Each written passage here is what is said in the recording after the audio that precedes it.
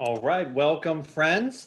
So good to have you here. I like to start these things right on time. That means we either end early, typically, or it allows more time for Q&A. As always, I'm happy to stay on as long as there are great questions. So if you're here for the hour, the goal is to fit all the content, some Q&A in that hour.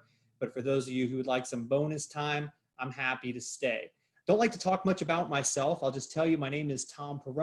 I own a small consulting company called Stronghold Training, and it's just a pleasure and honor to be with you guys today to talk about some really cool stuff, which is some digital prospecting.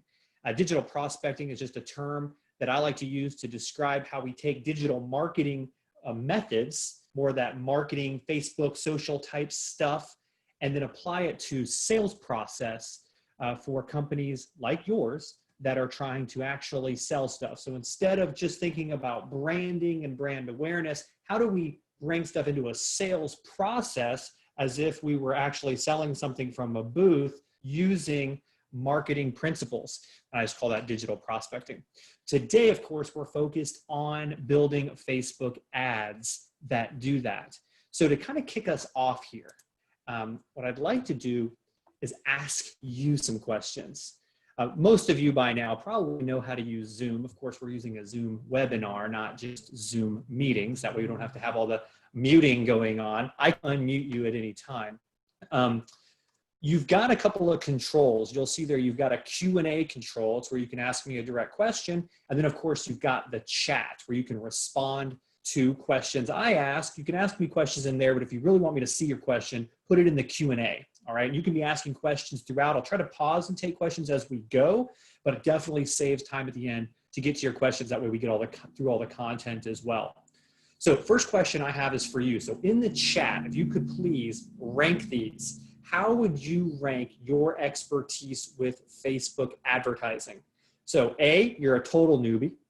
B, you're familiar but not adept. C, you're fairly adept but still learning. B and C could just be based on your humility. D, I'm an expert, but always looking for new insights. Or E, man, you got this mastered. You just wanted to see if I knew what I was talking about. Any one of those are good answers, but I'd like to know where you're at, and that'll help my pace a little bit today as well. So I'll give you a minute to get those in.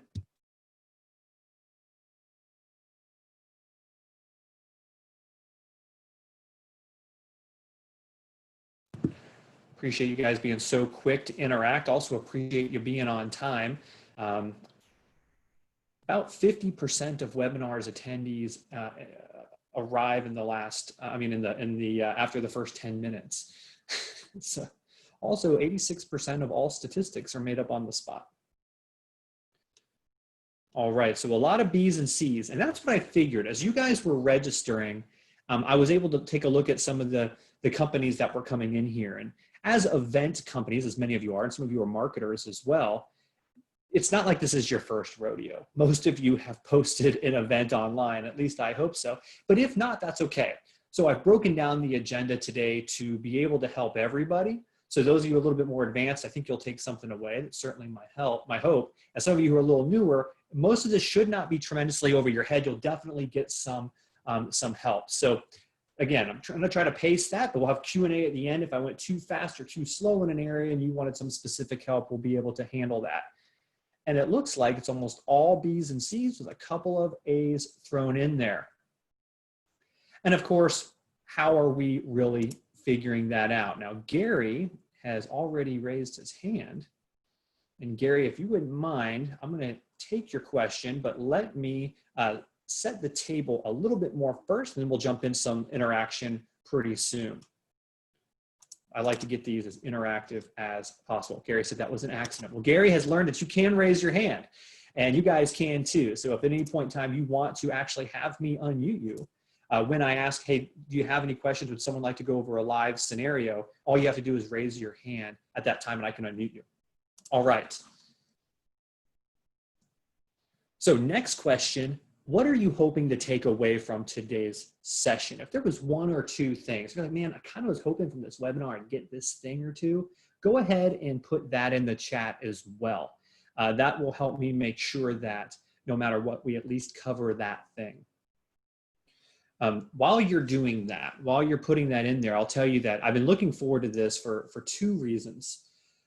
One, we have something in common. So about 70% of my business is doing live events. So typically I'm the hired speaker. I'm the one either putting on the event and everyone's coming and I have to do all that event marketing, or I'm the speaker of the event. So like many of you, it's been a little bit of an impact to my business. So I have some sympathy there for sure. I can definitely empathize with that.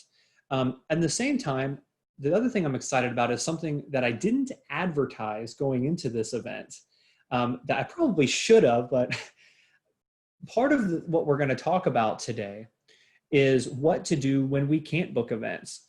To be honest, I was incredibly encouraged how many people registered for this, and it's so good to see so many of you here, knowing that many of us aren't doing events right now. So the last thing we'll talk about today is what we could be doing. It's what I'm doing right now to really engage with our audience. So as events start to open back up again, we actually gain a huge harvest and not just get back to what we used to do. Both would be great, but we can actually be doing some really cool stuff right now that will certainly prove profitable, hopefully in just a month or two.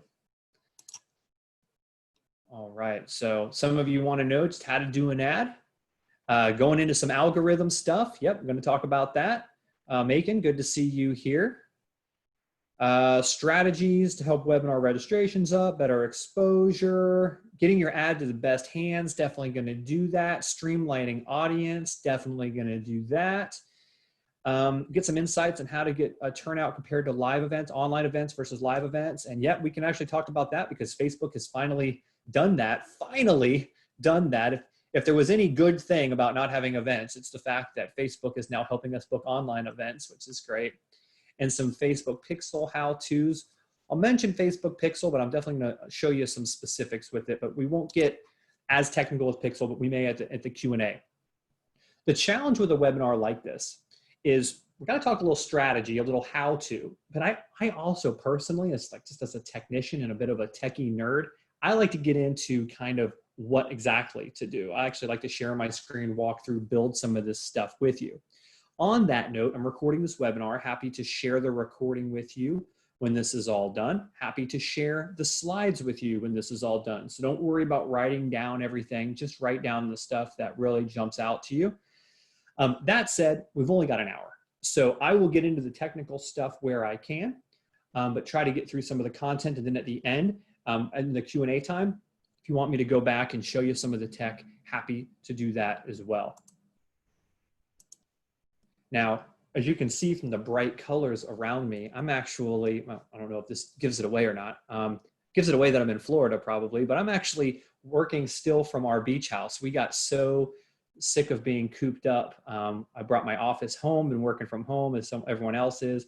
So, so far, the Wi-Fi has been good to me here. It's not as good as my home office. But if you hear children running around in the background waiting to go back down to the sand when dad's off the webinar, or if we have any Wi-Fi issues, my apologies in advance. I don't think we will though, but that's why. Indian Rocks Beach Wi-Fi. All right, so here's our focus for today. We're gonna first go through a quick process for creating events that book. Oops. Then we're gonna build the audiences the cheap and easy way. Then I'm gonna show you how to let Facebook work a little bit for you. We're gonna take a minute and talk just about messenger campaigns because that's the coolest thing going on right now for events, in my opinion. We're gonna talk a little bit about retargeting and ongoing engagement. And even if 2, 3, and 4 gets over some of your guys' heads, don't leave, stick around for 5 because 1 and 5 connect. You can't really book events if you don't understand a little bit about retargeting. We're gonna talk a little bit about some things to avoid, and then last, how to engage your audience even when you're not holding events, okay? The COVID-19 move for right now, which I'm sure you guys have already been doing, but I'm just gonna give you my spin on that, my thoughts on that. Probably some of the stuff you're already doing, but if not, I'll give you some good ideas that's working for me and some of my clients right now that way. And then I'll hang out for as long as we need for some Q&A. I'm not going anywhere but the beach. All right. That in mind, I'm actually going to stop my video for a second so you guys can just see my screen. So let's jump into a quick process for creating these events. All right. And for a lot of you, this is old hat, but I just want to make sure for a few of the newer folks here, you understand how this works. So to sell an event online, I know this should go without saying, but we actually have to create a Facebook event. I still see way more often than I would expect to see people creating events merely as posts. Now, Facebook has changed their algorithm that if it even sounds remotely like what you're typing is an event, they will ask you to post it as an event. And I've noticed that sometimes people are scared to do that. It's almost like they don't want the public to know. But you don't need to worry about that. You should always create any event as an event on Facebook. We'll get in how to do that here in a second. The next step is to actually invite friends, staff, and vendors, the folks you already know are going, to indicate that they're going to the event.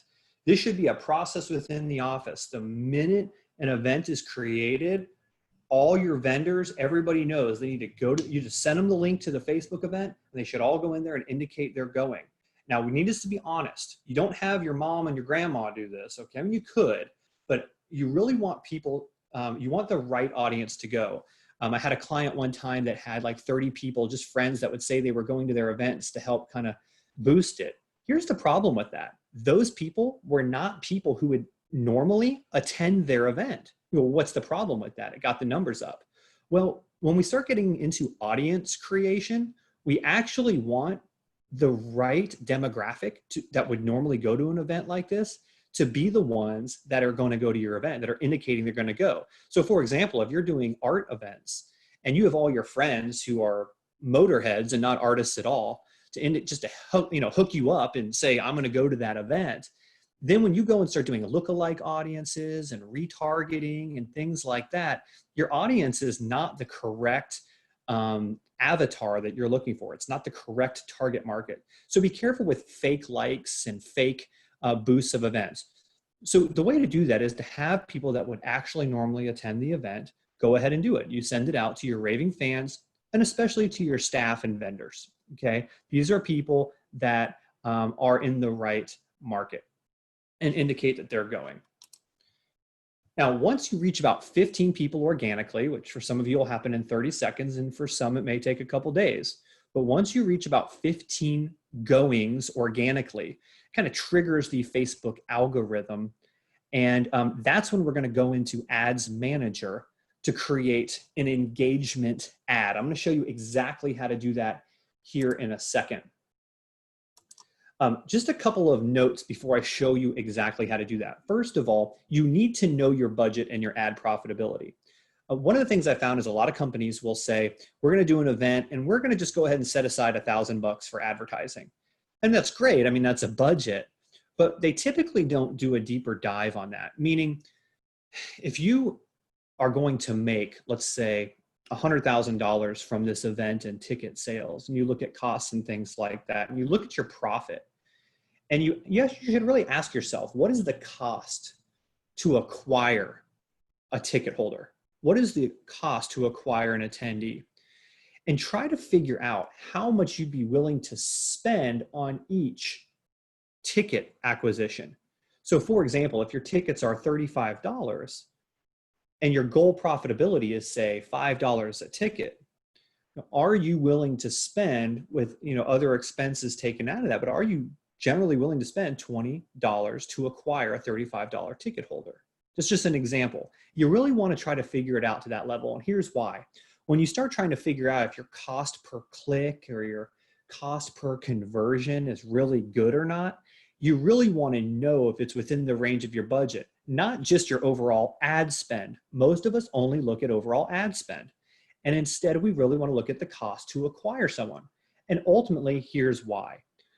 Once I know, hey, I'm only spending $10 or $5 to acquire a $35 ticket holder, and my ads are working well that way, not just I've spent my budget or not, now I have a reason to actually spend more on my ads to get, instead of the maybe 500 people I wanted to book, to actually go to say 1,500 if that's something that I can do, if I'm not selling out. And for like a long running event, like 3, 4, 5 day event, this really makes sense to figure out. So just something to consider when you really get into ad budgeting. Most of us only look at overall marketing budget. We don't really think of cost to acquire and put that into our cost per conversion with Facebook. And so we end up underspending, and we actually would have spent more in ads. We probably could have had a much more profitable event, if that makes sense.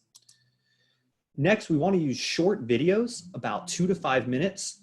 I put Rev videos. That's using a tool called rev.com. Once you record your video, you want to use rev.com to get your the video captions. About 80% of videos on Facebook are watched without audio.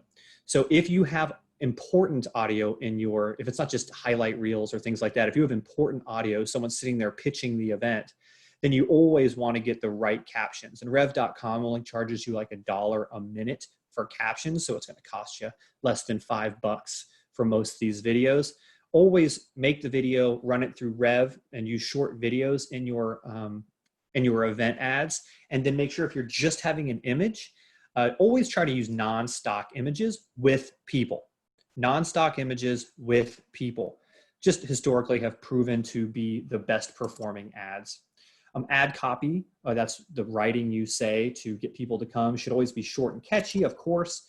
And then it's best to use a scheduling program when you're gonna have a long running campaign like Buffer. That's the cheapest, it's only $15 a month. It's very simple to use.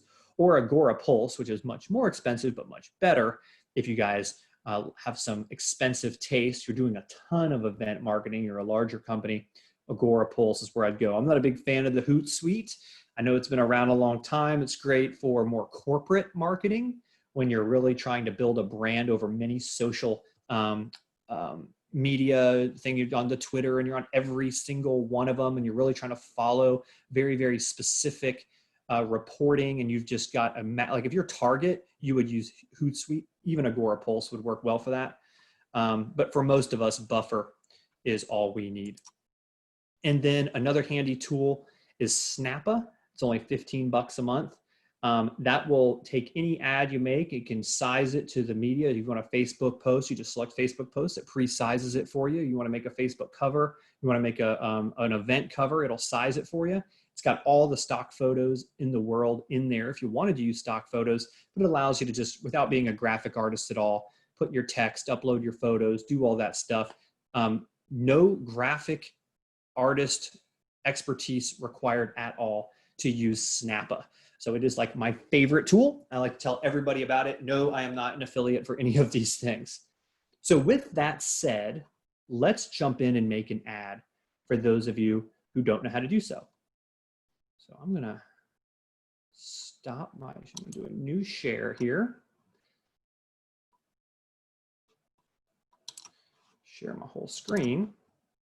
Somebody jump into the chat if for some reason you can't see me going to my web browser.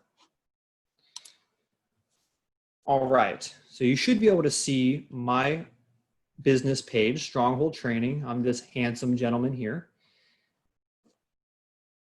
And this is how you create an event. Now, I already created an event yesterday, just to use as an example here if we're short on time. Breaking all the rules I just told you. It's a stock photo and etc. But this is, again, just as an example I did yesterday. But all you do to create an event, you go to your business page and it says create right here at the top, and there's event. Click event. Now it's going to always use the actual photo from your cover photo of your page as the default photo there. You're always going to go in and change that. And again, Snappa is the easiest way to get that right sized. It really matters. The media you use here, and notice it says photo or video. Video does phenomenal in booking events. It's by far better than photos, but I like both. You name the event. This description really matters, and category really matters. So what is it? You know, is this a networking event? Is this a party? Is this something for a cause, nonprofit? You guys understand how this works. and the frequency, the date and time. Co-hosts have editing privileges. It's really great that if you're doing this in conjunction with other people, that you make them a co-host so that they can be sharing this stuff as administrators as well, and you can share ad costs and things like that. Of course, you can get more into this. It's pretty self-explanatory, but one thing I want to point out is this create tickets. And we'll talk about this a little bit later, but Facebook has a great relationship with Eventbrite, and you can link an Eventbrite event to Facebook extremely easily. Even if you are very untechnical, you can learn how to book through Eventbrite. Now, most of us sell events through our own website, and I understand that. But I will tell you that if you are using Eventbrite, people will be able to buy tickets to your event right here on Facebook without having to leave Facebook. And because of that, the conversion tends to be higher. Now, if you have a very advanced website that people are very familiar with, and it feels very secure, then people will typically be happy to leave Facebook to go to another site to put their credit card number in. But Eventbrite, since it integrates with Facebook so easily, if you're able to use that, they are boasting that they have about double the amount of ticket sales because people are more likely to convert if they don't have to leave the site. We'll get into that a little bit more. Now, some of you said you have found lower RSVPs when you connect to Eventbrite for free events. And I can completely understand that. Again, Eventbrite is boasting that they'll double your ticket sales if you do that. You know, personally, I don't use it for my events. I would rather send someone to my website. I just gain better demographics that way. I'm not a huge fan of Eventbrite personally, but especially for like local networking events, things like that, where they might not have a great website. It just feels, you know, those websites you go to, maybe just a local chamber has them. It just doesn't feel like something you really want to put your credit card in. It doesn't feel very secure. I would use Eventbrite in those situations, but if you have a more solid portal, your site may be a great place to actually send them to help get them even more excited about the event anyway. All right. So at that point in time, of course, you can add a link right here to your website. Then you publish the event. Very, very simple. Now, once that event is published, of course, as you guys know, you've got this nice little drop down here of interested, going, or not interested. Just click on the event. You know what an event looks like. All right. I posted this last night just so we would have a sample already built. And hey, I reached 397 people, got 3 responses. Not sure if any of them are here or not, but that's what we did. And I actually just sent them to the FFEA. I could have easily dropped in the link to register on Zoom here, but I actually sent them to the FFEA site. And sometimes that's a nice thing to do, especially if you have someone sponsoring your event. You'll say, hey, if you're going to sponsor my event and pay me all this money, then I'll make the registration page on your site. And that's a nice way to build a good relationship with the vendor. Then everyone's registering on their site, gets a whole lot of backlinks to their site, a whole lot of traffic to their site, and their banner ads and things like that, of course, will be there. So that's why I did that for FFEA. All right, man, we are already 24 minutes in. I'm gonna have to cook here, get us going. All right, let me go back. Share.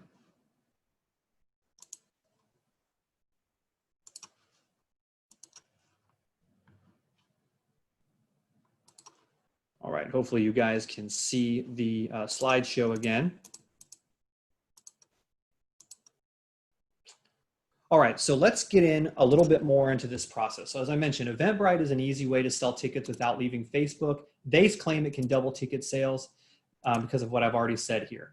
The idea here, though, whether you use Eventbrite or not, doesn't matter to me. What matters to me is that you understand that less clicks equals increased conversion. The less information someone has to give you, the less, if they have to go from your event page 3 or 4 more steps to get a ticket, that's just lowering. I want you in your mind to see it lowering the opportunity for conversion every single time they make a click. And by the way, guys, this is just a marketing principle in general. For example, remember the old days, you would click something to download something, it would send us to another website, then you had to click again, and you had to put in your first name, last name, email address to download whatever it was, an ebook, whatever we wanted. I mean, people still do that. But what works a lot better now is to actually just do all that within Facebook. Facebook will gather their demographics for you, and it auto-populates from their information already in Facebook. If they can stay on a portal and do 2 or 3 clicks, it increases conversion.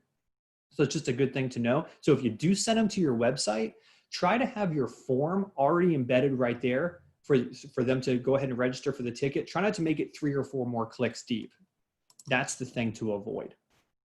All right, number 2. Building audiences. So I use kind of a rule. It's going to sound complicated at first, but it's actually a lot simpler than most of us realize. So my rule is to test as many audiences and ad sets as I possibly can using minor differentiators, usually only 1 between each. Let me show you what I mean here. I'll actually take a minute and go into this. Probably just leave it sharing on my screen. We won't have this issue. All right, so you guys are familiar, of course, with Facebook and how to create the event now. But once the event is created, what we actually want to do is go into Facebook Ads Manager.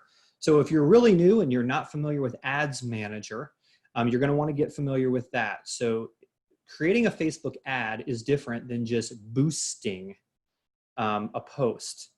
Boosting a post is an ad, but if you go into Facebook Ads Manager, which connects to a Facebook business account, then you can do a lot more. And that's what we're here to do. We're here to build ads in Facebook Ads Manager. This is what works. So first thing I do is create the event. Then I go into Ads Manager once I have 15 people already saying they're going, and I create the ad.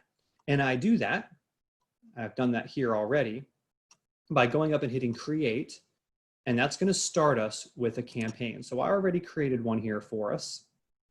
So I've already got a campaign based on that ad I already showed you.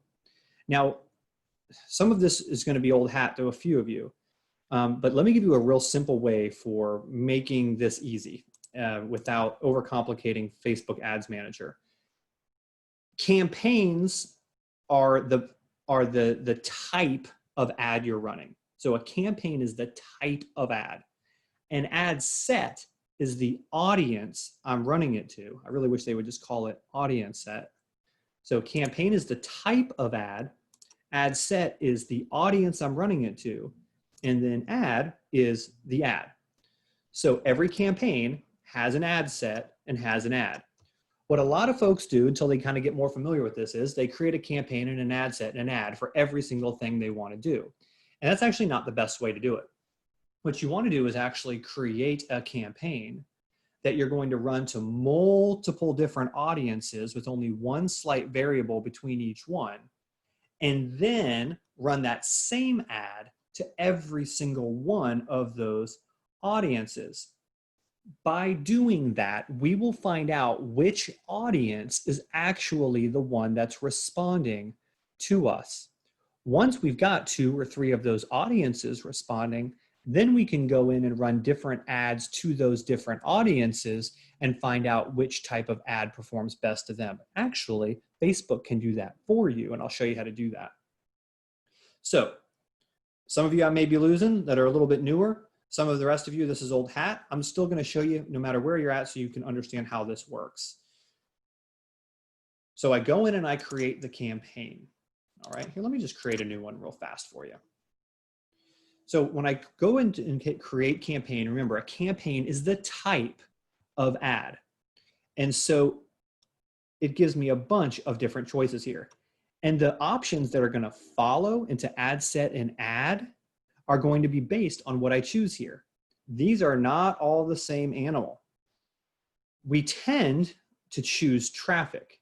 And I will tell you, I strongly suggest you never run traffic ads because Facebook is going to choose who they optimize your ad for, meaning using their algorithm. They have a different algorithm for each one of these.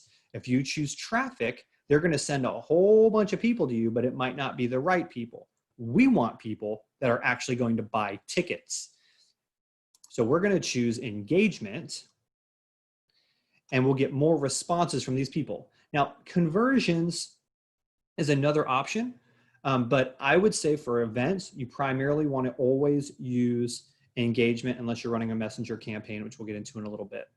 So once your ad is already created, you've already got some traction with it, you go in, create a new campaign, choose engagement, hit continue.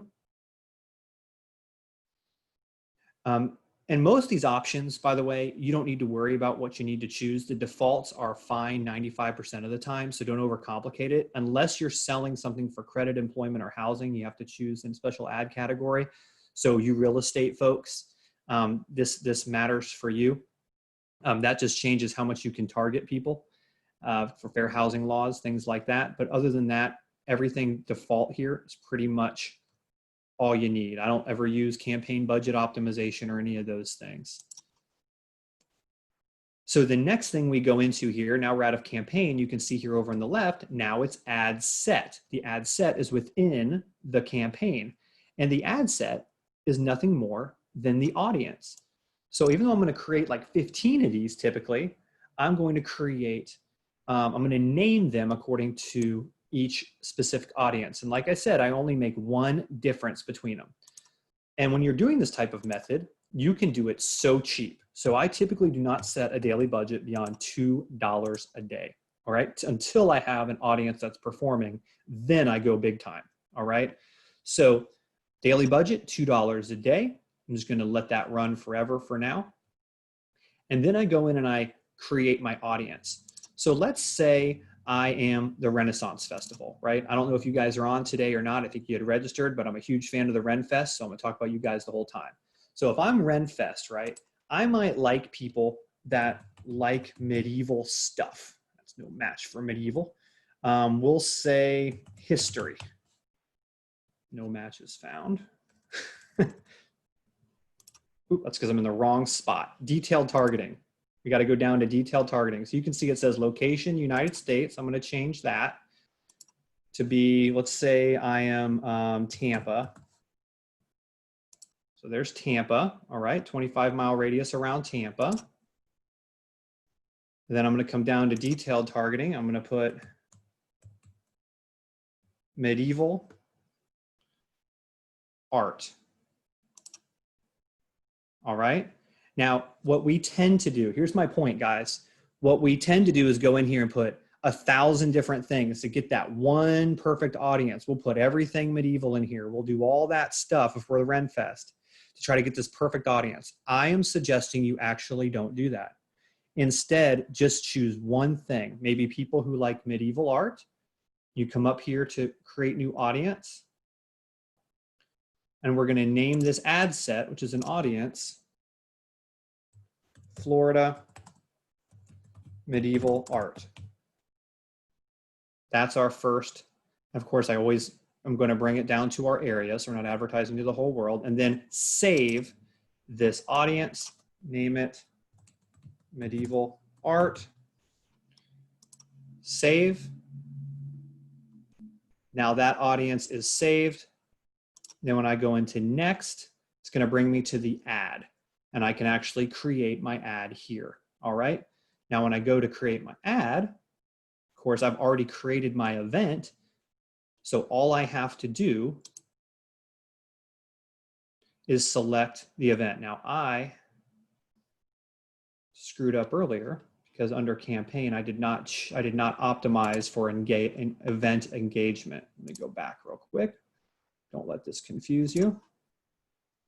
When you choose engagement, you'll see at the bottom it says post engagement, page likes, or event responses. When I created the engagement ad, I should have chosen event responses.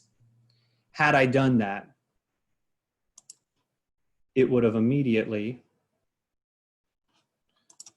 allowed me to select my event. So I'm just going to skip through the things we've already done. So I'm back here on ad now. Select my Facebook page. All right. And then if I had an event created, it can populate right there. So there's the event I made yesterday. So my event comes right up. I know I went through that pretty quick. Just make sure, I'm glad I made that mistake so you can see it so you don't make that mistake. When you select engagement, you're going to go in and you're going to select event engagement or event responses. That way, the event you've already created can populate here. All right, you can see I've already got my Facebook pixels already created. Now I've got my event already there. Now, I can go in and create fresh ads. I don't have to make an ad just for my event post. I can go in and create other ads, of course. But this is what I typically will do.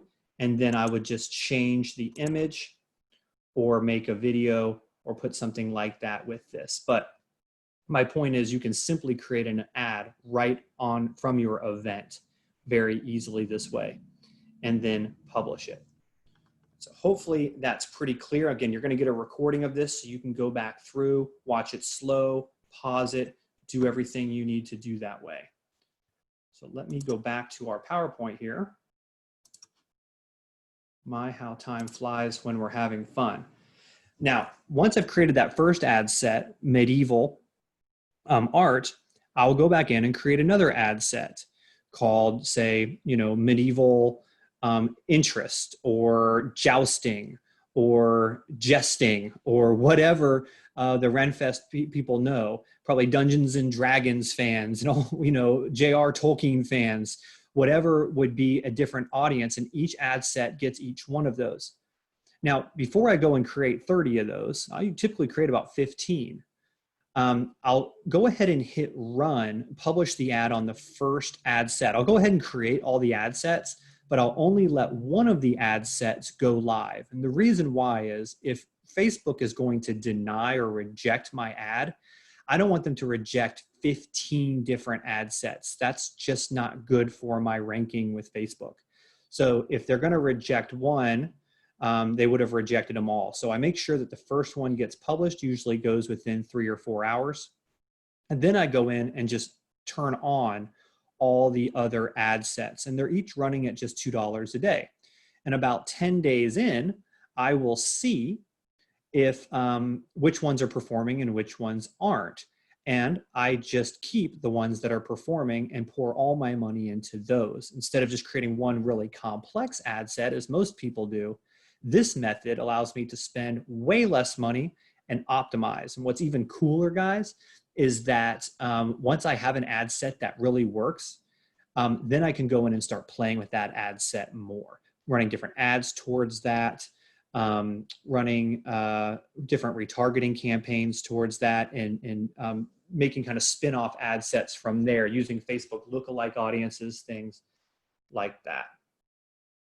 All right, I see a lot of comments coming in. I don't know if you have questions, try to drop them into the Q&A if you could. That way I see that it's a question and I don't have to go through the comments. But I'm going to take a second and go through the comments here. Some of you are saying Eventbrite helps with SEO. All right, don't see any questions. One person said, any recommendations? Christine said, any recommendations for municipalities using co-hosts? That gives them administrative privileges, so it's always been a concern. Agree. Do not give administrative rights to anyone that was not under or would need to be under any sort of code of conduct or anything like that. Listen, vendors are going to be dangerous in some of these cases. So other municipalities, other government organizations, I could see you making a co-host that are already kind of understanding your world. But I would agree if I would not make, if I'm a municipality, I wouldn't make the traveling circus a co-host for your event. Matter of fact, have them make the event and make you a co-host if they were to make one of their own. All right, so I know that ad set stuff can sound a little complicated, but hopefully not. Hopefully those of you who've been running some of these ads can understand. You've probably gone in and made an audience and selected 1,000 different specific interests and demographic groups. And so you have this really complex audience where you really want to know a little bit more specifically in each one and save a lot of money that way. Hopefully that was helpful. All right, like I said, this type of segmenting saves a lot of money and improves targeting for future ads. It takes some time though for Facebook to kind of ramp up each ad set. So ideally you're a month ahead if you're doing that. You can't do that overnight. You'll notice the little event I made just for this event I made yesterday, just because I actually didn't want people signing up through Facebook for this webinar. I wanted them to just be FFEA members. Or else I would have done this 3 or 4 weeks ago to show you what that looks like. All right, put my face back on there for a second. So one of the best things we can do as marketers is actually to trust Facebook. I know that sounds scary, but Facebook actually is a much better marketer than we ever can be. And it comes down to this. We can do all those different ad sets like I was doing before, and that's helpful. But Facebook has a bunch of demographics on us that they're not going to share with us, meaning Facebook knows more about us than we really are comfortable with them knowing. And so they will use that information to reach more people, but they won't necessarily allow us to customize based on some of those deeper settings. So when we let Facebook actually use their algorithm to guide and direct our advertising, we win out. So their algorithm is smart and effective. One of the best ways we can do this is under that ad screens. We've got campaigns, so the type of ad sets, which is the audience, and then the ad where we actually create the ad. So under ad, you can select to use multiple different photos and allow Facebook to test and figure out which photo is the best. You can even do the same thing with ad copy, the quote you're using to try to get people to book the event. You can choose different ones, and Facebook will go to that audience and try different things over time. And as they start to get some circulation, they'll use that photo to that audience more often. But that's not the biggest benefit of this, because I could do that too. I'm actually doing some of that with my 15 different ad sets. The biggest benefit to this is Facebook is learning what these people like beyond what I can see. It's not just people that like medieval art anymore. Facebook knows that these people who like medieval art, let's say they all also love shopping at Target. And so now Facebook will say, wow, man, they all have Target in common. Let me find more people who shop at Target who are in this area. Might not even be fans of medieval art as much, but let me see if I can get them to engage with this ad. And if they get them to engage with the ad, then they'll start ramping that up. So it's a way that we can allow Facebook to optimize well beyond what we can. And so they're smart, and they can build what's called the invisible list this way. Once they've done that for a while, we have a highly performing little audience there, a nice little ad set. We can actually go in and say, hey, Facebook, use a lookalike audience that looks like this within a margin of 1%. And if we do that, Facebook knows a lot more about that audience than we do, and it will be able to target without us having to go and figure out all these special interests and all that stuff. Here's my point, guys. When we go in and select a million different specific things with an audience, we do a disservice to the algorithm.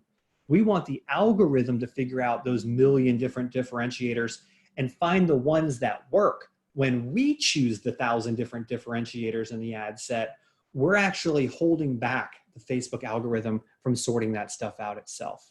Hopefully that's helpful to you guys that have been doing that. I did that for years before I figured this out. You also have to be patient with the Facebook algorithm. It's going to take some time to get your ad performing. Again, that's a reason why I have 15 different ad sets, because I'm impatient. So in about 4 days, I know if I've got a couple of dead ad sets, and I know if I've got a couple of leaders and laggers. So that's very helpful to do that again that way. And don't forget, Facebook's always going to optimize their algorithm for the ad type. So if I'm doing traffic ads, which I don't think you should ever do, versus engagement ads, which I think you always should do, it's going to change the type of people it shows to.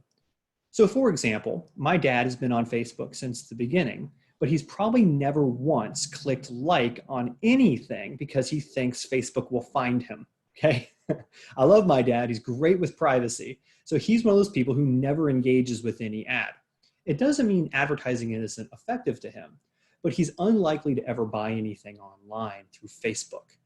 And so if I choose traffic and he would click a link to go look at something, but never click like or message or anything like that or a comment in it, they'll still send people like that traffic. And again, these are people who won't engage. If I'm trying to get people to give comments, things like that, I really want to choose engagement for that reason. Hopefully that makes sense.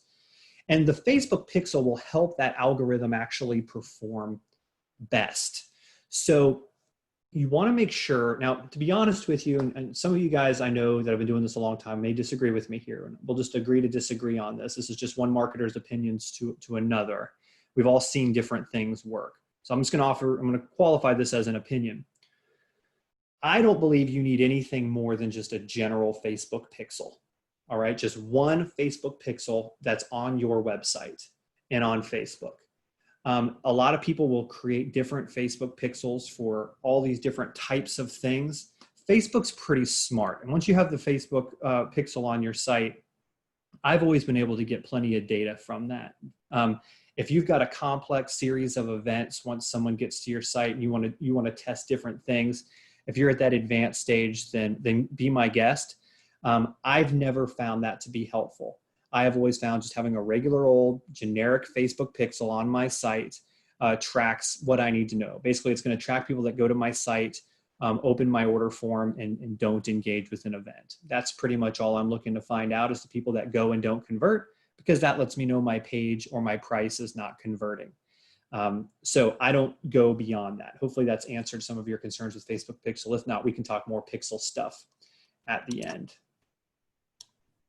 All right, let's talk messenger campaigns. Actually, let me see how we're doing on time here. Oh, I'm just going to pause for some questions. Let's keep pushing through because we're already 45 minutes in. So let's talk messenger campaigns. So the way a messenger campaign works is instead of choosing engagement under campaign, under the type of ad, you're going to choose messenger.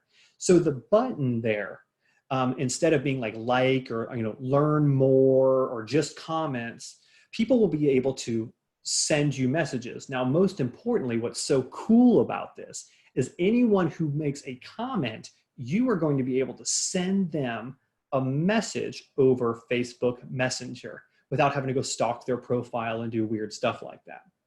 So what you do with a messenger campaign is this. In the ad copy, so what I do with this is I actually don't even use Facebook events for this. I will just make a video, okay? A simple video ad. So a video ad highlighting an event coming up where I'm talking a little bit about the event.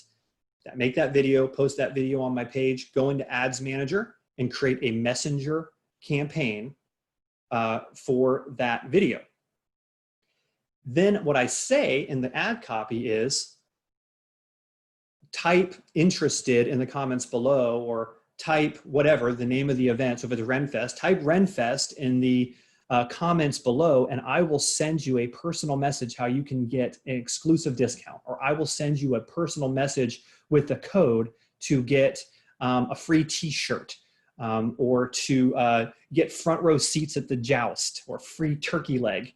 You say in the thing, type in the comment below, and I will send you a message with this.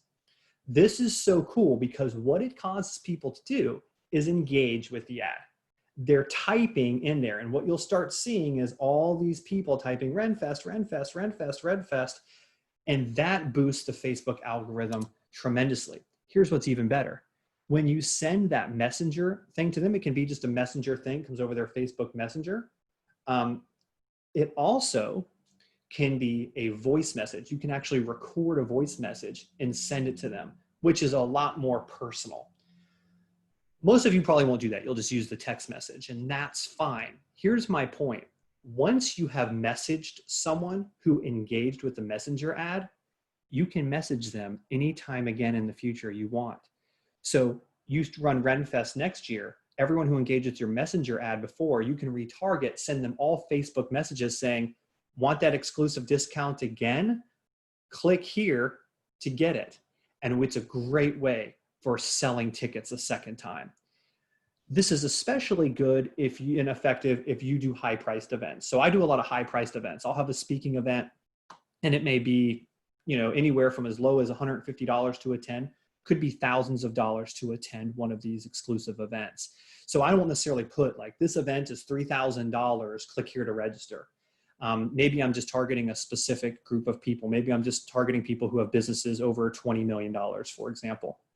And I'll put, if you're interested and you'd like to know more information, type in the comments below and I'll send you a personal message telling you more about the event. And then I can actually record a message where I'm talking to those people and send that to them. And that starts the actual human engagement, which is what you really want when you're selling high ticket events, because it's going to have a little bit of a sales call, typically to sell something for $3,000 or more. So for high priced events, it actually gets the ball rolling there, allows me to leave a little message, tell them a phone number to call or an email address to send an email, and it's my voice and it's more personal. I actually am the one to call them. So that's really great, especially if you have anyone that's known, like a celebrity or anyone that's known that wants to book high priced events. This is a really great way to do it. And again, it boosts that Facebook algorithm when they're all typing in the comments because they want the discount or the t-shirt. And you can retarget them later as well. All right, so let's talk a little bit about retargeting. Man, time flies when I'm having fun. So retargeting is basically this simple. We've already got an ad that's successfully running or ran in the past, and those people, that audience set that did all that buying, that's an invisible list. I didn't need to have their email address or their information because Facebook has it. Facebook knows who clicked going on our event in the past. So they're the best people to retarget. We really want to retarget people who have engaged with us in the past. They're already a warm audience. Guys, you know it's expensive and hard to take a cold audience to a warm audience. It's much easier to take a warm audience and keep them warm. So it also, by the way, saves us a ton of money, because I don't have to spend that much money when I'm only retargeting the small group of people that have already worked with me in the past. Retargeting is where it's at. Building all those ad sets, that's early on stuff. Once I already have people that are engaging with me or have engaged in the past, 90% of my advertising is all retargeting. So there's a couple of groups we want to retarget. The first group is past attendees. So if you collect any customer information, especially email addresses, you have to have first name, last name. You have to have email address for it to work in Facebook. You don't have to have anything else. But if you were getting like say first name, last name, email, you can upload that list and just market to them. So what I'm saying is if you've never run a Facebook ad in your life, but you've got a database full of past customers that have signed up on your email list, you can already start retargeting them today by just running a retarget ad. And you simply do that as when you go into ad sets, you select custom audience and you select customer list, and you can upload your own list. Facebook will let you run an ad to a list as small as 20 people or smaller when you upload a customer list, where if you try to create your own audience, you have to usually have a minimum size of several thousand, which is much more expensive. So customer lists of past attendees is the first people to retarget. Secondly, and really most importantly, you want to target people who have clicked interested. So we all know what it's like. We run the Facebook ad, we get 1,000 people that click interested, 50 that click going, and then say 100 people show up to the event. Shame on us, right? This is our opportunity. Not shame on us, but let me just show you the cool opportunity here. Anyone who clicks interested can be retargeted, and it's very simple. You go into that ad set and you create an ad set. I would create an entirely new campaign called a retarget campaign. So new campaign, retarget campaign is what you would name it. Retargeting interested parties of whatever event. Go into that ad set and select people who have engaged with your past event as interested. If we had a little bit more time, I would go in and show you exactly where all those clicks are. I'm happy to stay over and show you how that works. But that is the primary group you want to engage with. People who have clicked interested before.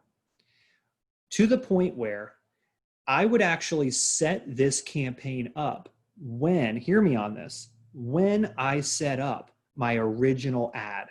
So like right now I've got an ad running for this webinar.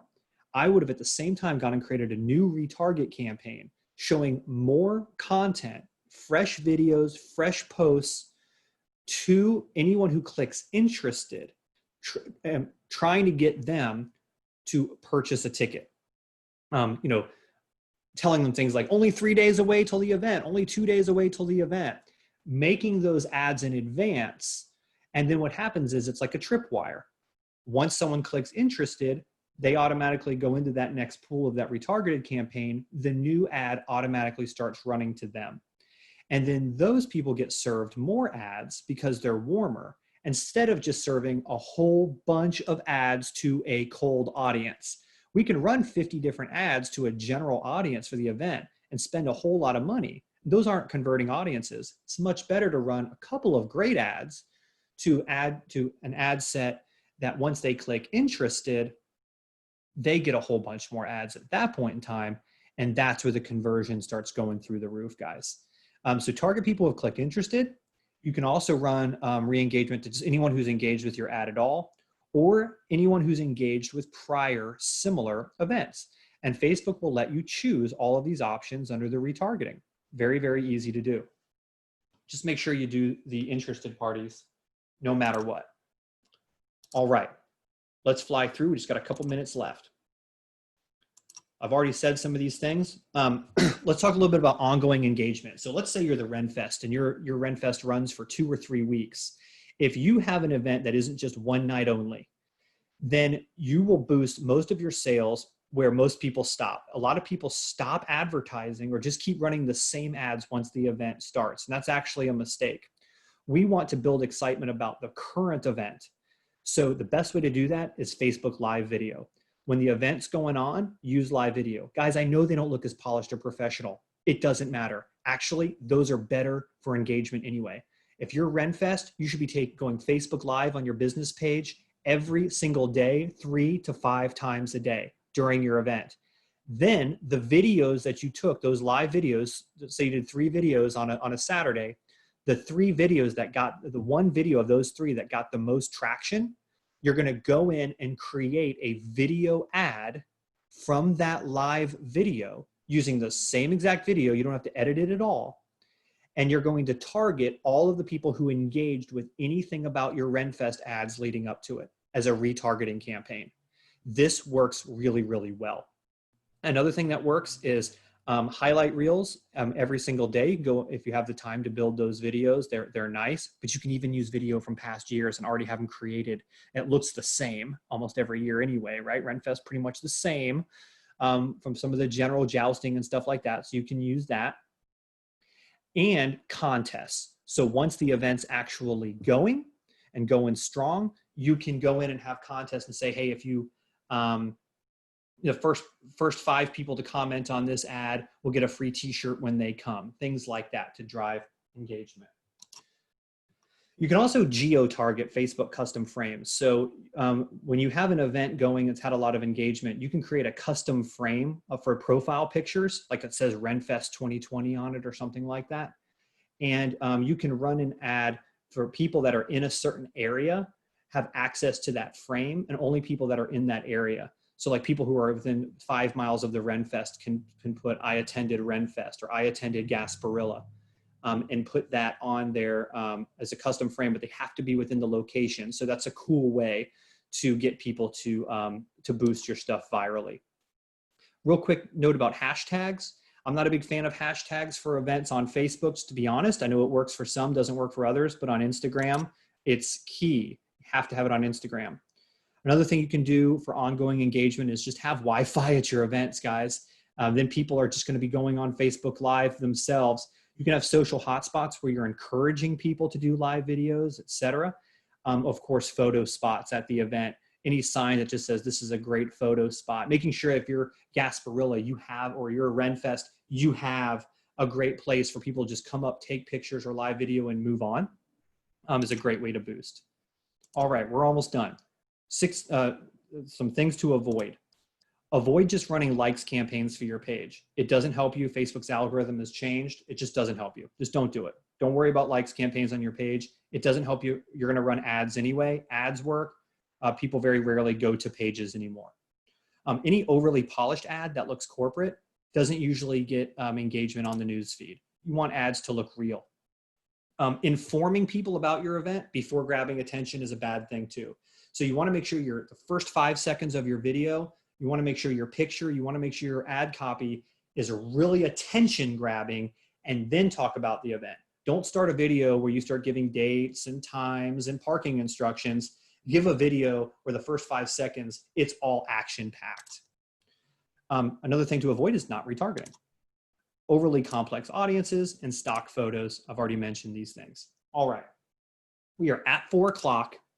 So if you want some Q&A, stay on, but I wanted to give you just real quick a couple of great ideas for those of us, which is really all of us, that are not doing any events right now, okay? It's best to keep running ads anyway. Actually, ads have never been cheaper than where they are right now. Thank you, Facebook. So I run at all times nurturing campaigns. So just $1 a day to those audiences that have performed in the past, still running ads to them at $1 a day. And these are just nurture campaigns. So usually they're campaigns that say like, hey, post a pic of last year's event. Sorry we couldn't have our event this year, but we sure did love last year's event. Post your favorite pic from last year's event, or share a memory where people can type in their memory. A lot of people are sitting at home and it brings up those emotions and those fondness, and it increases bond. So be running some engagement ads to those audiences that performed with, again, post a pic, share a memory campaigns. Just do them $1 a day. Just keep them running all the time. Still show highlight reels from past events. Still target people who like past ads and their friends. So we can still do some of that creating good audiences. Finding out who our better audiences are, you can still be doing those custom ad sets without an event running. You can actually just talk about a certain topic and still find custom audiences that way. You can still run giveaways through messenger campaigns without having an event. And here's the best thing, really, besides the post a pic and share a memory campaigns, those work really well. Synergistic content works great. As ads, as event planners, a lot of times what we do is we only talk about our event, and we forget that the reason people are going to our event is because they're interested in something beyond our event.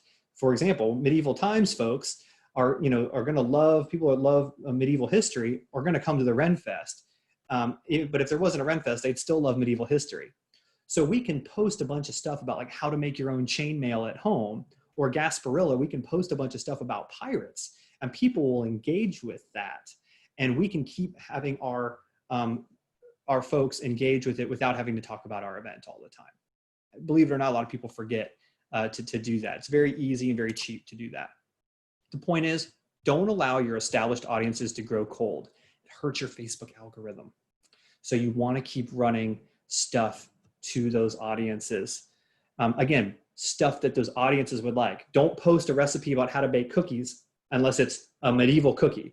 We don't want to start throwing off the algorithm by posting non-related content. Let it be related content. And the opportunity is this: we can come out the other side of COVID-19 with a highly engaged list who will be much more ready and eager to purchase events tickets from us in the future because we've built a bond with them.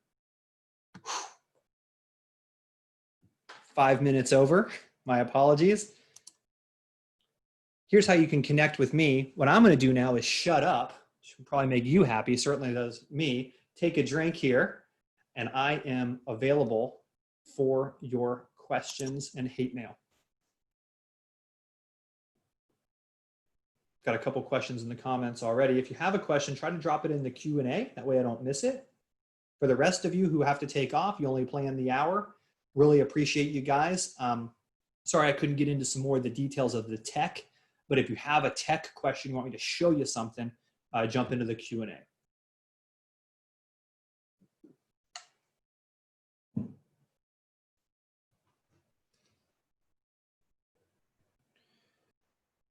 All right, let's see. Christine says, live videos aren't captured by our social media archiving company. Do you know any archive systems that do? So I guess if I'm understanding right, you have a media company that's not using your Facebook page to run the live videos. They're just running live videos from their own page.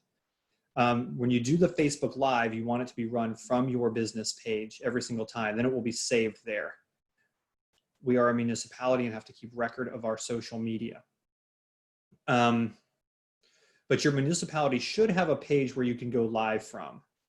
If not, then no, I don't know of an archive system anywhere you run a Facebook Live. So I understand you're taking video there. You're not, when I say live video, let me clarify. That was my mistake. When I say live video, I was talking about going Facebook Live, not recorded video. Because Facebook Live actually increases the algorithm. Facebook's more likely to promote that. It also gives us free advertising over Facebook Watch. So it's actually a way to actually run free ads. Simply go Facebook Live, they put it in Facebook Watch, and as people engage with that, it generates an invisible list that they keep finding. So Facebook Live videos is what I mean by that, actually going on Facebook, the app, and going live. Not live recorded video is what I mean by that. My apologies.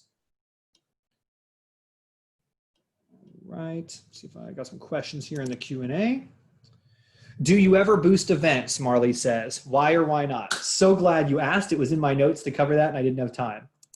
So Marley, the answer is I personally do not. I can't stand boosted events because I feel like they cost a whole lot of money and don't do a lot of good for me. But there's a reason why, Marley, and it's because I don't use Eventbrite.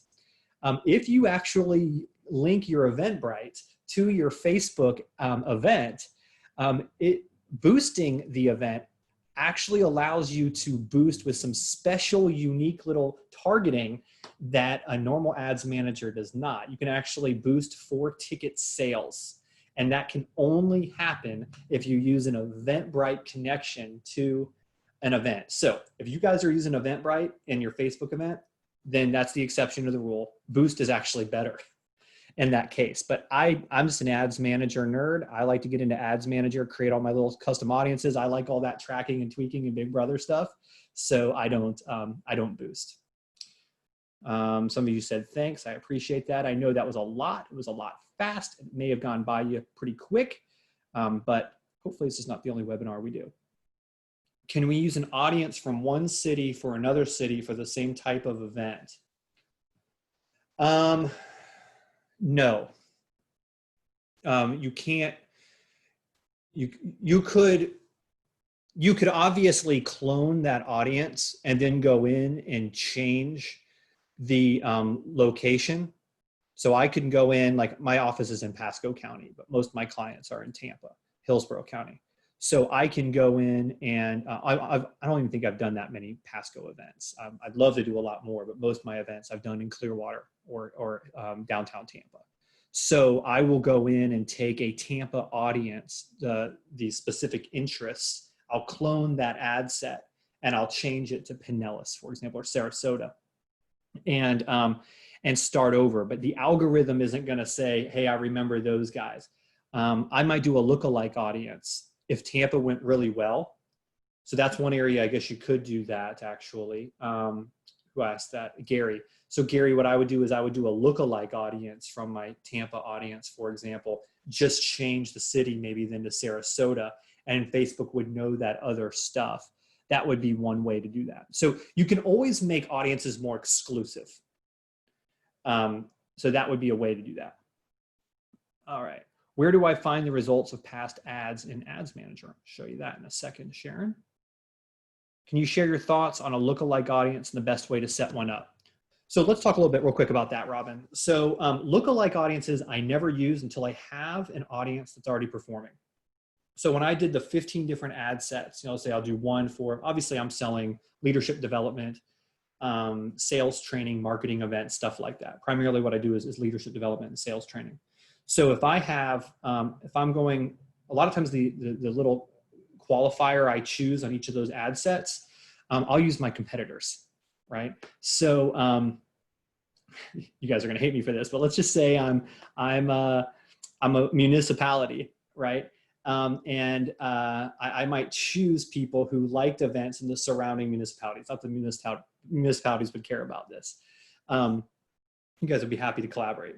But I might choose people who liked events in this city, people who liked events in that city, people who liked events in this city. Or I do some real estate coaching. So let's say I would pick all the top real estate coaches, or I could choose people who like Tony Robbins, people who like,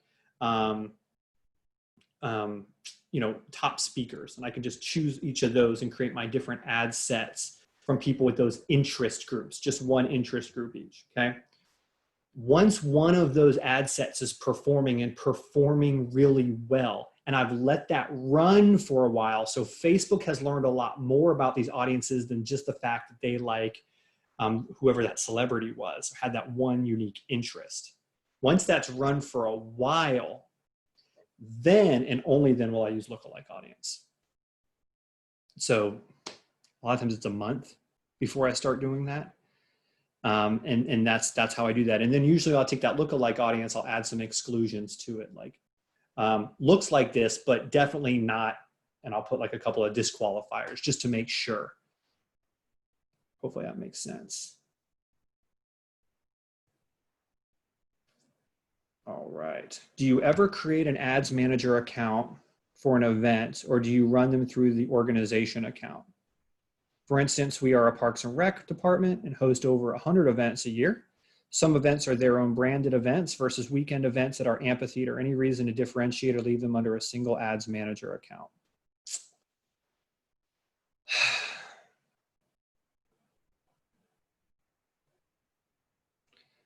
I would run them all under one ads manager account.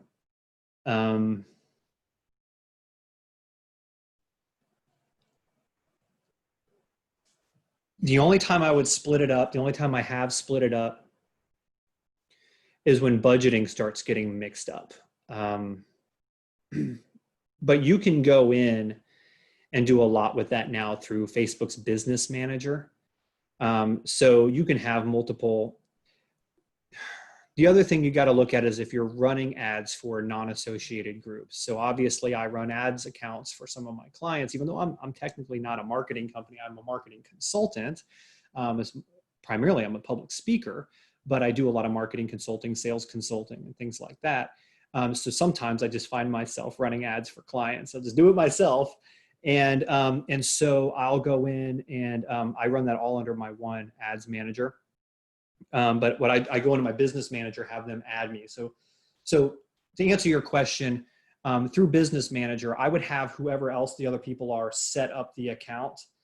If it's all within the Parks and Rec, I would just use the one ads manager. But if you are running it, say, for a different organization within the city, if you're going to run it, if the fire department asked you guys to run an ads campaign for them, I would have the fire department set up an ads manager and invite you through the business account to run theirs under their ads manager. I would not run an ad under your ads manager with their budget money and try to sort that out. Accounting is not going to appreciate that. I've gotten stuck with that before. Hopefully that makes sense, Christine. Christine asks great questions. Appreciate that. Now, I had skipped over a question before. Where do I find the results of past ads in Ads Manager? Glad you asked. A few of you guys are still hanging on, so I will show you this. I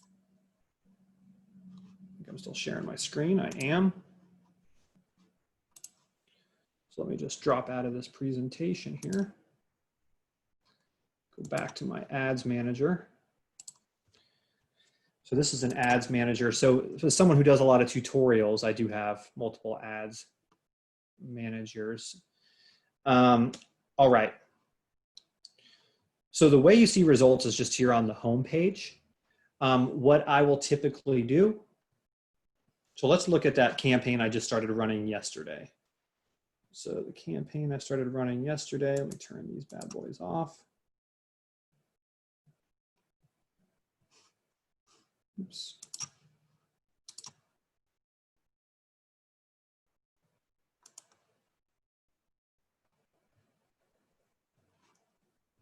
And of course, now I can't find it.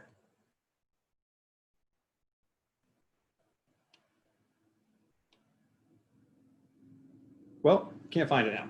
But this is where you would see it. So it defaults to performance. I typically will use either video engagement, set up my own columns, or just select engagement. So here's a sample ad I'm running right now. That's a bad one to look at. Let's see here. I can go to, for example, let's use video engagement. So if I'm running a video ad, here's a video ad, just a nurture ad to the invisible list. So you can see the different types of information here that we can look at, and you can customize these columns however you want. What I typically look at, though, just to be clear, when video ads, is this here. How many people watched a video all the way through versus 75% versus 50%? Because what I care about is retargeting. So for example, on this particular ad, I only have 56 people who have watched over 25% of the ad. It's just a simple ad to get people bonded corporate accounts. So this is just an ad with me talking about some best practices. It actually has no pitch or call to action at all. It's just to define people who would be interested in this type of subject matter so I can retarget them. And so the 26 people, if someone watched over 50% of that video, it's an 8-minute video. If someone watched 4 minutes of that video, they've told me that they're generally interested in that topic. Whether or not they wanted to stay and watch the rest of the ad doesn't matter to me. So I would have a retargeting ad going to anybody who watched over 50%, and those are the people I would give the call to action to. And it's a great way to engage with a lot of people without selling to them, to find out who I should be retargeting. So that's where I use these different things, but basically the columns here, you can customize them. You can look at how ads are delivering, how ads are engaging. Of course, Facebook likes to give you a lot of statistics to make themselves look good that really don't matter. Like how many impressions they made, I could really care less. Those things really don't matter. So you have to ask yourself up front, what matters? If what matters is how many people are watching the majority of your ad, how many people are clicking, how many people are liking, that's what matters. That's why I don't run traffic ads. I only run engagement ads. All right, hopefully that is helpful. Now you guys can really see me here. See if I have any other questions. We do work through Business Manager. Yep, and you have to nowadays. So thanks to Russia and all their meddling in our politics, unfortunately, setting up an ads manager account is more complicated than it once was. So we all have Business Manager accounts now, but it makes it really easy to run other people's marketing for them. Once I know I like the results, how do I make an audience to use in a new ad? All right, let me go in and show that to you guys real quick again. Just gonna go back into the Ads Manager, and now I can maybe take my time with this here. Do it nice and slow. Let's go in and create a retargeting ad. So I start with campaign. Always start with the campaign. That's the tab it defaults to anyway. When I hit create, first thing it's gonna ask is the type of campaign, which is the type of ad. So we're gonna do one for getting video views. All right, click continue. Can name that campaign. I'm going to call this video retargeting for, can't spell, for IBB campaign. That's what I called that other campaign that I'm retargeting. I called it IBB. All right, so I click next. Now it's my ad set, right? This is where I create my audience. So I'm gonna make my budget just $2 a day. That's where I always start until I have them performing. I'm gonna run it nonstop. And now I come to my audience. Now this will answer your question. I can create new. Now, if I had a past audience, like a customer list or whatever that I saved, or one of those past ad sets, they would be under saved audience here. I got a bunch of them, okay? Oops. But I'm gonna create a new audience. Custom audience, not lookalike, custom audience. This is where Facebook gets super cool. Here's that customer list you can upload I was talking about. You can use website. People have gone to your website. That's from your Facebook pixel. You can use past events. This is what I was talking about, all right? Or you can use past video. So I'm just gonna use past video here, and I can choose how long they watched the video. People that watched 50% or more of my video. Which video? I can choose the video. It's not Florida barbecue guy, Stronghold training. A friend of mine's starting a barbecue account, wanting my help with it. And I've got a bunch of ads in there. All right, but just because I know you guys are here for events, let's create a custom audience from events. Now, I don't know why it defaults to that page. I guess they like barbecue. So you see here, people who have responded interested, will say in the past 45 days, or it doesn't matter. I can select a specific event. So you see how I can retarget these people who said they were interested. Of course, I just ran this yesterday, so I have 3 people who are interested in this event, and I can retarget them here. And I name the audience, retarget. I'm just gonna name it test for now because I don't wanna get confused in the future. And now that audience has been created, and I can go ahead and create my ad. And that's how you create retargeting campaigns. And that's where the magic happens. All right, we are about out of time. Let's see if I have any last minute questions. If anyone wants to raise their hand and share, can do that. We are in bonus hours now, so if you need to skedaddle, you are not going to offend me. Don't think I have any more questions, so I'll just wrap up by saying how much I appreciate you guys being here.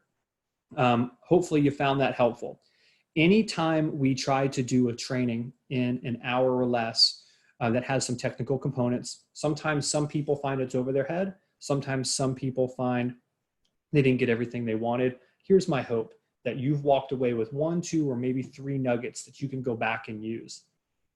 Here's my promise to you. If you go and you have some trouble with the tech, if you go and it's like you kind of figured it out, but you're a little nervous, something was wrong, feel free to reach out to me. So you can go to strongholdtraining.com, and right there on my front page, you can book a 15-minute call with me.